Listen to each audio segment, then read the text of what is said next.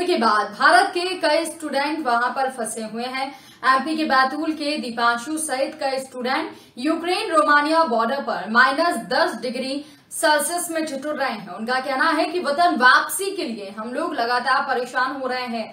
जैसे तैसे हम अपने ग्रुप के साथ 1.5 लाख रुपए में प्राइवेट बस कर 300 किलोमीटर दूर रोमानिया बॉर्डर तक पहुंच गए हैं। अब हमारे पास ना तो कुछ खाने को बचा है और ना ही बाहर निकलने का कोई रास्ता दिख रहा है। यहाँ पर लंबा जाम लगा हुआ है। बैतूल के स्टूडेंट दीपांशु विश्वकर्मा ने बताया कि ग्रुप के सभी 15 स्टूडेंट्स के साथ बस की व्यवस्था कर इंडियन एम्बेसी के अधिकारियों की सहमति से शनिवार को रवाना हुए थे। 15 स्टूडेंट ने 60,000 गिवन से लगभग 1.5 लाख रुपए में बस की। बस में तिरंगा लगाकर ये ग्रुप यूक्रेन के विनिस्तिया से रोमानिया बॉर्डर तक पहुंचे। वडार निवासी शिक्षक उमेश विश्वकर्मा के पुत्र दीपांशु 2018 में यूक्रेन की विनिस्तिया नेशनल मेडिकल यूनिवर्सिटी से एमबीबीएस करने गए थे। 24 फरवरी को रूस ने यूक्रेन पर हमला कर दिया। ऐसे में वो यूक्रेन में ही फंस गए थे। पाटर में उनके माता पिता के साथ ही पूरा परिवार दीपांशु के सही सलामत घर वापसी के लिए दुआ कर रहा है। यूक्रेन में फंसे दीपांशु ने बताया कि शुक्रवार को इंडियन एम्बेसी के अधिकारियों ने निर्देश दिए थे कि सभी स्टूडेंट्स को रोमानिया, हंगरी या फिर पोलैंड बॉर्डर तक सड़क मार्ग से लाया जाए। फिर स्टूडेंट्स को बॉर्डर से एयर इंडिया की फ्लाइट से भारत लाया जाएगा। शुक्रवार को भी उन्होंने बंकर में ही रात गुजारी। शनिवार सुबह एम्बेसी के अधिकारियों ने बस की व्यवस्था करने में असमर्थता जताई।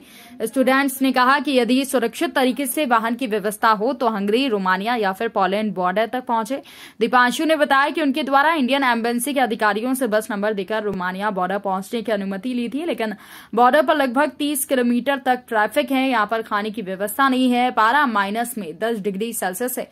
प्रतिदिन सिर्फ 3 से 4 स्टूडेंट ही यहाँ से निकल पा रहे हैं। मैं दीपांशु विश्वकर्मा मध्य प्रदेश का रहने वाला। करेंटली मैं विनिस्तिया नेशनल मेडिकल कॉलेज में पढ़ता था पता नहीं। अभी इवैक्यूएशन के लिए हमको रोमानिया बॉर्डर के पास लाया गया है, पर यहाँ पर इंडियन गवर्नमेंट का कुछ भी एक्शन नहीं दिख रहा है। इंडियन गवर्नमेंट पता नहीं क्या कर रही है। यहाँ पर हमको बोला गया है कि इंडियन गवर्नमेंट इवैक्यूएट करवा रही है, पर यहाँ पर हम 2 दिन से खड़े हुए हैं। 2 दिन से खड़े हुए हैं, वेट कर रहे हैं। 3 से 4 बच्चे जाते हैं बस, और इधर कुछ नहीं हो पा रहा है। यहाँ पर एटलीस्ट कम से कम 3 से 4 हज़ार बच्चे हैं। पता नहीं क्या होगा हमारा। प्लीज़ हमारी हेल्प कीजिए, कुछ तो करिए। Welcome back everyone. Very happy to have all of you back safe and sound, back in our motherland. On behalf of Prime Minister Narendra Modi ji, both Muralidharan ji and I are present here to welcome you back. I know you have all been through a very, very difficult time, a very, very trying time. But know this, that the Prime Minister is with you every step, the Government of India is with you every step, and 130 crore Indians are with you every step of the way.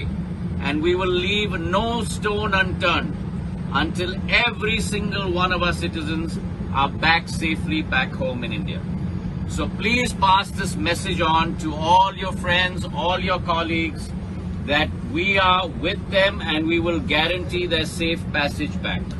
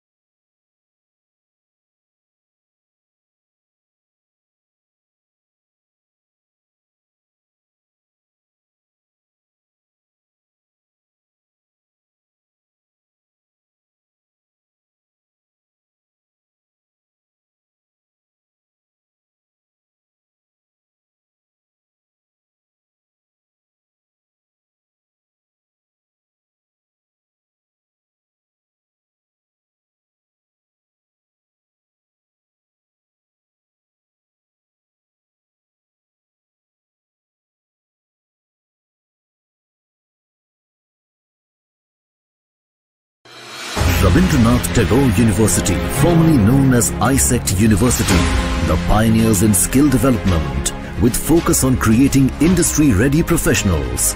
Join India's premier skill-based university, Rabindranath Tagore University.